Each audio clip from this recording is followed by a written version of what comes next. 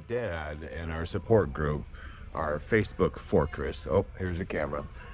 Just posted that he's spiraling into a really bad place after destroying his marriage. Okay, 2 months separated, crying himself to sleep, crying at work. His wife wants space and he's barely holding on. I know that place. I lived in that place, and that is a really, really bad place to be that he's talking about. And brother, I need you to hear this because I almost didn't make it out. Here's exactly what he wrote. Okay, recently separated with 2 kids. I was an idiot and didn't want to work it out, even though my wife did. Times changed, cleared my head, and realized what a moron I've been. My wife wants nothing to do with me anymore. I'm crying myself to sleep every night and cannot stop at work either. She is asking for space, and I'm trying my hardest to give it. I'm spiraling into a really bad place.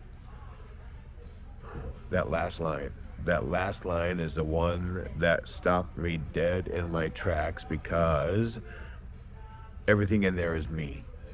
Okay, me from my story is different, but the regret, the guilt, the spiraling, I destroyed everything realization. That's me. That's me. The same hell that I went through, this guy is going through right now. When I found out where my wife had vanished to, she had taken the kids. I went there to try to reconcile.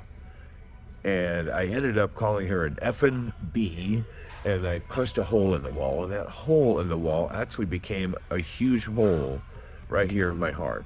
Okay, the biggest damn hole I have ever felt in my life. But talk about regret and guilt and pain. I had truckloads of all of those things that I was dragging behind me the whole time. Okay, so you get the idea that I was carrying heavy stuff, and I carried every damn ounce with me everywhere I went, whether it was to work, to bed, to seeing in the mirror.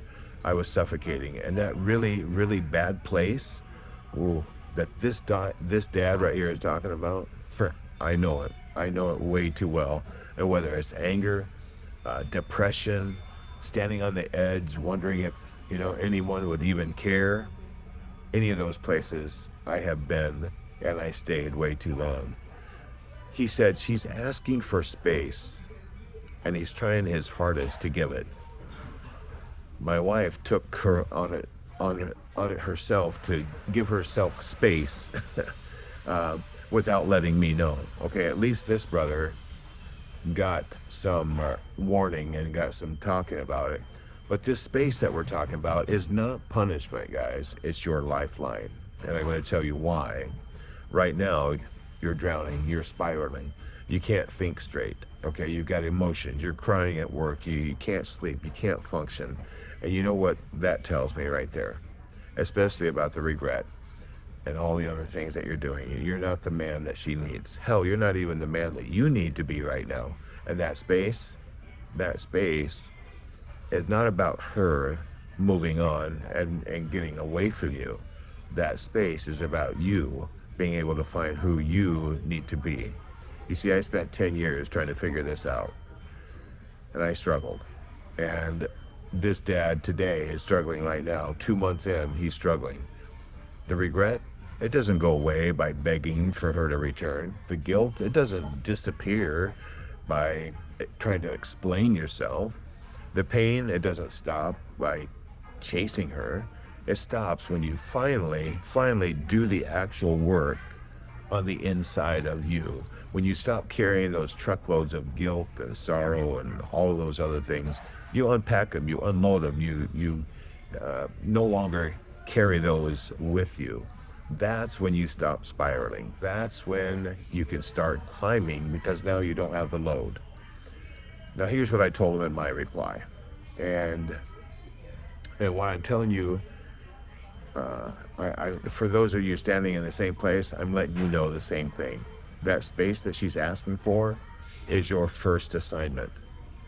Use it. Not to plot how to win her back. No, no, leave that alone.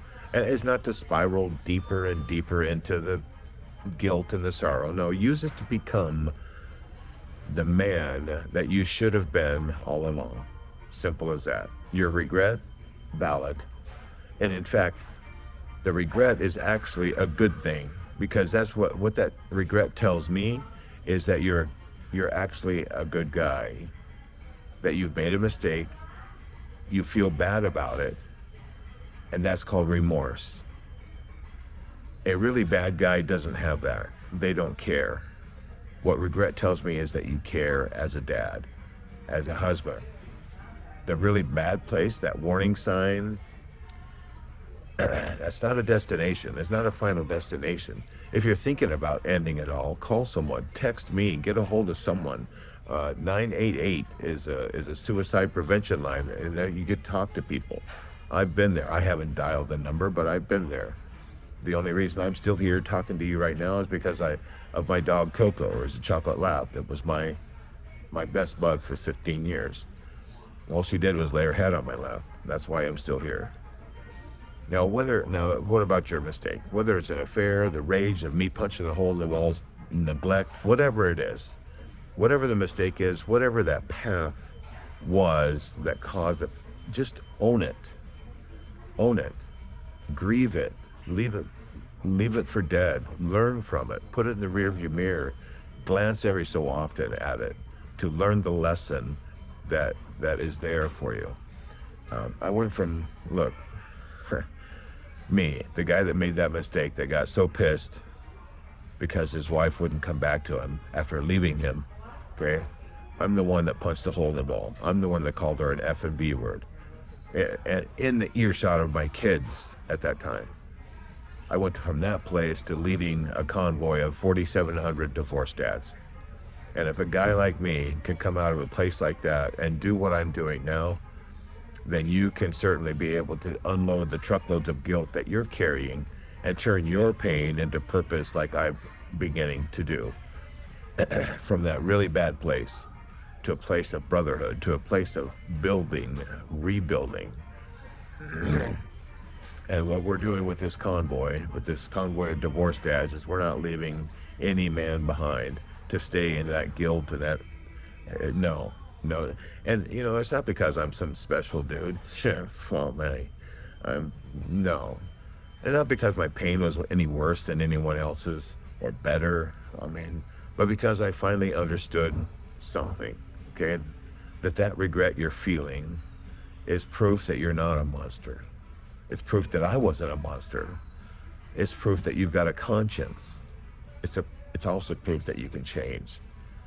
But you have to choose to change. Choose to change. Choose to climb out of that hole that you dug yourself in, instead of digging in deeper and deeper. Now look, you're a dad right now, and you're the one spiraling, crying yourself to sleep, barely holding on. And I need you to hear this right now. This is the message I have. This is the message that God talked to me and said these 3 words: you're not alone. Simple as that. This right now is your brotherhood. This is your convoy. Drop a comment below. Tell me where you're at. Are you in the day 1 after the divorce bomb blew up in your face? Are you on month, 2, like this gentleman? Or maybe you're a year out, or, I've been there. We've all been there. We're going to walk this road together. And if you're thinking about ending it, please don't. Don't call the National Suicide Prevention Lifeline. It's 988. Simple. Just call it. DM me. Reach out to someone, because your kids, they need you. Hell, your future self needs you to still be around. But anyway, welcome to the Divorced Dad Support Group. This is where we turn decades into days, and they're being able to recover from that hit. It took me a decade, and I don't want that for anyone else. And so we're going to turn decades into days here, And brother, you're going to make it through this. Believe me.